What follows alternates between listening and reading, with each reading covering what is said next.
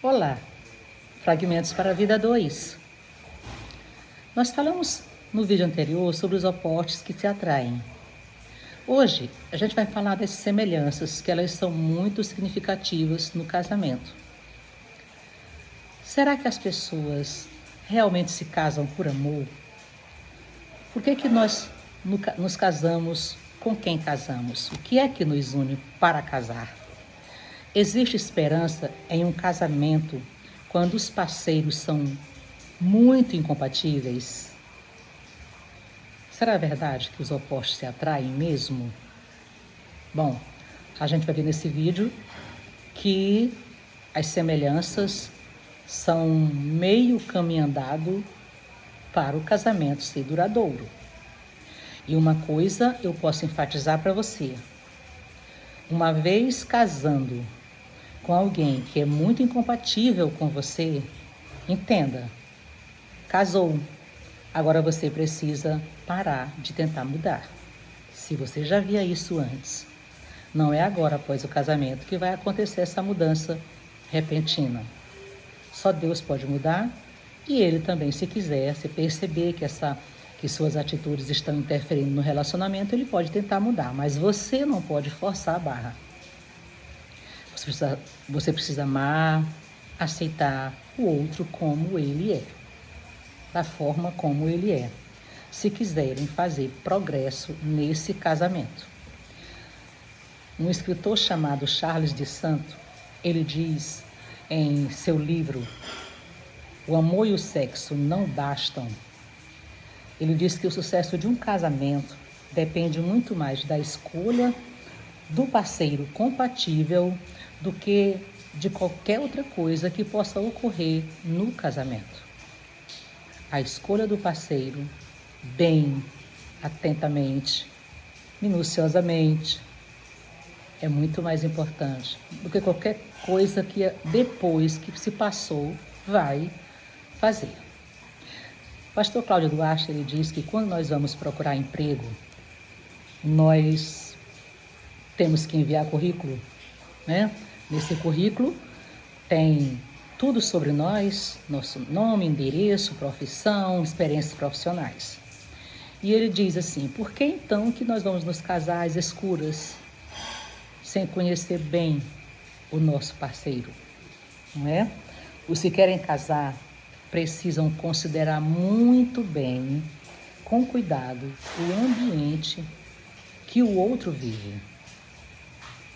Ele precisa fazer isso, considerar muito bem o ambiente. Se você sabe que o seu parceiro, o seu namorado, com quem você pretende casar, vive num ambiente desordenado, num ambiente de desrespeito, isso vai levar a acontecer no seu casamento. Porque é um costume dentro dessa família a desordem, as manias, algumas situações que não são agradáveis de se ter, né? Vai levar para o casamento isso. Se você não concorda com isso, você vai ter problemas. Portanto, quanto maiores forem as semelhanças, são muito maiores as chances de um bom começo no casamento. Por exemplo, alguns exemplos que podem interferir na vida a dois após o casamento. Uma base religiosa semelhante. Tem uma grande importância se os dois professam a mesma fé. Se isso for importante para o casal, que os dois comunguem da mesma fé. As taxas de divórcio indicam que 5 vezes mais alta é a taxa de divórcio nos casamentos mistos, do que aqueles que professam a mesma fé. O divórcio é muito mais comum naqueles casamentos mistos, que pessoas professam fé diferente. Um outro fator é uma diferença na base econômica, né? Também vai apresentar problemas, porque que vai acontecer problemas. Alguém pode dizer, mas o homem sendo bem abastado e a mulher não vai ter problema nenhum. A mulher sendo abastada com o homem vai ter problema. Vai ter problema porque as diferenças, qualquer que seja a diferença entre um casal, é preciso sentar, colocar os pingos nos is e tudo ser acertado antes de chegar até o altar. Porque pode sim, é claro que toda regra tem exceção, mas pode sim um casamento dar problema quando existe uma base econômica diferente de um para o outro. E quanto maiores são as diferenças, mais diferentes são os ajustes e mais difíceis de serem feitos esses ajustes. Portanto, prestemos atenção. Você jovem, você homem, você mulher que quer casar, está namorando, está noivando, prestem bem atenção, conheçam bem um ao outro. A base cultural entre o casal também, sendo semelhante, é muito, muito importante. Oferece uma maior promessa de uma vida satisfatória no casal. A base cultural junto. Ambos gostam das mesmas coisas. Tudo que eu estou falando aqui não é regra. Pode ter as exceções, mas é mais comum a gente ver os problemas dentro dessas coisas que nós estamos citando aqui, do que sendo parecidos, semelhantes um do outro. Então, quando a base cultural é muito diferente um do outro, pode haver problemas. É necessário a gente ficar bem atento a isso. Tem ainda uma outra diferença muito grande, é na base da educação. A base educacional, as experiências profissionais, pode causar problemas futuros, dificuldades. Por exemplo, uma mulher intelectual, uma mulher que estuda, uma mulher que tem formação superior, mestrado, especialização e etc. Casar com um homem analfabeto, ou analfabeto funcional, ou ainda de nível médio, que não vai ter condição de, por exemplo, se expressar muito bem onde quer que esteja com essa mulher que estudou, pode acontecer problemas na vida desse casal. É necessário atentar para todos esses detalhes, para que você não possa depois ter um problema em mão e que não vai ser tão fácil resolver, porque a separação não é para acontecer com facilidade.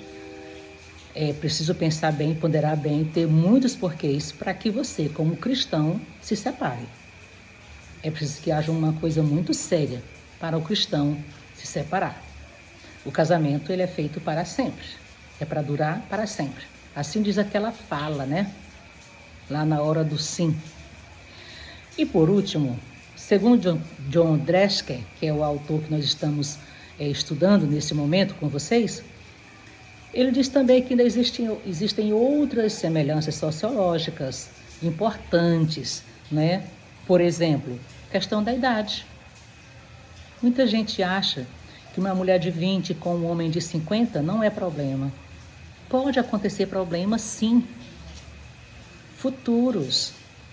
Às vezes nos deixamos levar apenas pela emoção do momento. Precisamos ver o amanhã.